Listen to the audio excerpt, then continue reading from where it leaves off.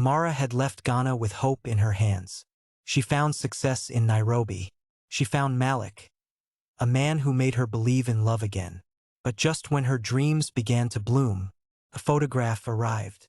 A photograph that should never have existed. Her father and Malik, standing together, smiling like history had no secrets, and written in red ink were the words, "Ask him what really happened." Amara could not sleep. The photo burned in her mind like fire refusing to die.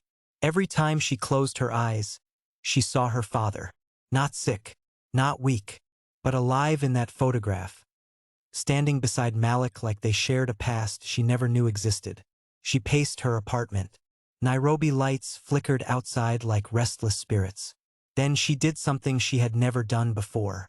She called Malik. 1 ring, 2 rings. He answered. "Amara," he said softly. "It's late." Her voice shook. "Where did you know my father from?" Silence. Not the silence of confusion, but the silence of calculation. Then Malik laughed lightly. "A long time ago," he said. "Business. Nothing important." But Amara wasn't convinced. Her heart tightened. "You're lying." A pause. Longer this time. "Amara," Malik's voice lowered. "Meet me tomorrow. I will explain everything." And then the line went dead. That same night, in Ghana, Kofi finally returned a call. Amara almost dropped the phone. "Kofi, where have you been?" His voice was different, thicker, heavier. "I saw your picture," he said. Amara swallowed. "It's not what you think." A bitter laugh came through the line. "Isn't it always what I think? Until it becomes true?" Silence stretched between them. Then Kofi said something that froze her completely. "I warned you about men like him." Amara frowned. "What does that mean?" Kofi hesitated. "Too long." Then, "Amara, Malik Dlamini is not who you think he is." Her breath stopped. "You know him?" Kofi exhaled shakily. "I know his kind." "What kind?" But Kofi didn't answer. Instead, he said something worse. "Do not trust anything he tells you, especially about your father." And before she could ask more, he hung up. The next afternoon, Amara met Malik at a private rooftop restaurant overlooking Nairobi. The sky was too calm, too beautiful for what she felt inside.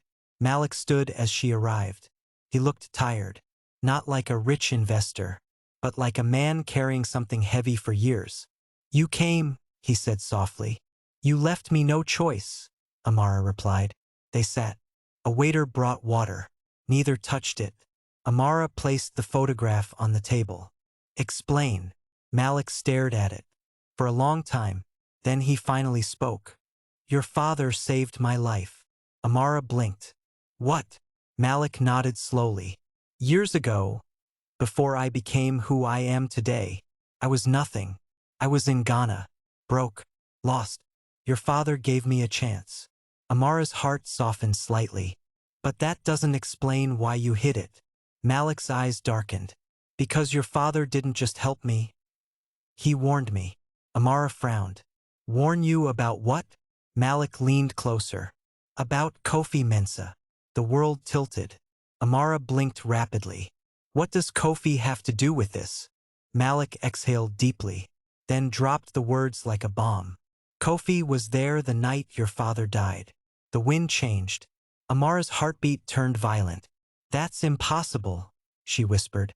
Malik continued. "There was an accident. Official reports say your father fell from a construction site. But I was there that night." Amara shook her head. No, that's not true." But Malik's voice was steady. "I saw Kofi running from the site." The words hit her like thunder. Her vision blurred. "No," she whispered again. But doubt had already entered. And doubt is poison that grows fast. That night, Amara returned home shaking. She didn't eat, didn't sleep. She just stared at the wall. Kofi, Malik, her father. 3 names now tangled like a knot in her soul. Then her phone buzzed. Unknown number. A voice message played automatically. Static. Then a voice. Rough. Familiar.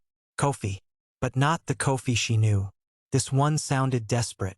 Amara, don't listen to him. He is rewriting everything. Her breath caught. Meet me, Kofi continued. One last time. I will tell you everything. Location appeared. Old railway station.